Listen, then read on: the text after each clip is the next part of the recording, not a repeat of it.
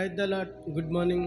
ఈ దిన దేవుని వాగ్దానము 1వ దినవృత్తాంతాల గ్రంథము 4వ అధ్యాయము 10వ వచనము. నీవు నన్ను ఆశీర్వదించి నాకు కీడు రాకుండా నన్ను తప్పించును. అవును, దేవునికి ప్రియ సహోదరి సహోదరుడు, ఈ దినము నీ ఉదయకాల సమయంలో నీ దైనందిన జీవితంలో నీ దేవునిని ప్రార్థిస్తున్నావు.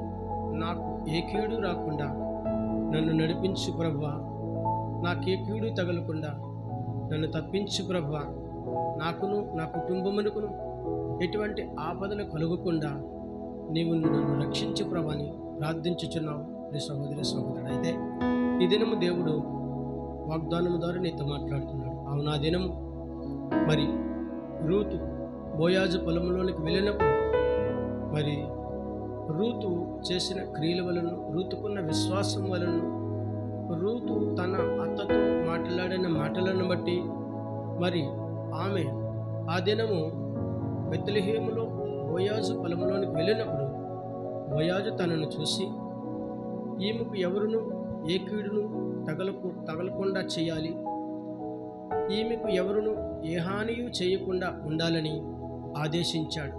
అవును, అట్టి విధముగానే ఈ దినం నీవు చేసిన ప్రార్థనను బట్టి, నీకున్న విశ్వాసమును బట్టి దేవుడు నిన్నును నీ కుటుంబాన్ని ఏ కీడు రాకుండా ఆశీర్వదిస్తానని, రూతు వంటి విశ్వాసమును కలిగి, రూతు వంటి వెంబడింపును కలిగి నీవు జీవించి ప్రార్థించి విశ్వాసము కలిగి ఉండగలిగితే మరి నీకు ఏ కీడు రాకుండా దేవుడు నిన్ను నడిపిస్తానని ఈ దినము వాగ్దానము ద్వారా దేవుడు నీతో మాట్లాడుతున్నాడు. ఆమేన్.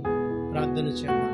సకల ఆశీర్వచనములకు కారణభూతుడైన మా యేసు ప్రభువా, నీ ఘనమైన నామానికి స్తుతులు స్తోత్రాలునైనా, నీ సుందరమైన నామానికి లెక్కలేని వందనాలు. ఉదయకాల సమయంలో వాగ్దానమును చూచిన, వాగ్దానమును విన్న, వాగ్దానం చదివిన ప్రతి బిడ్డను దీవించండి, ఆశీర్వదించండి. యేసుక్రీస్తు పరిశుద్ధమైన నామంలో అడిగి వేడుకొనుచున్నాను పరమ తండ్రి. ఆమేన్.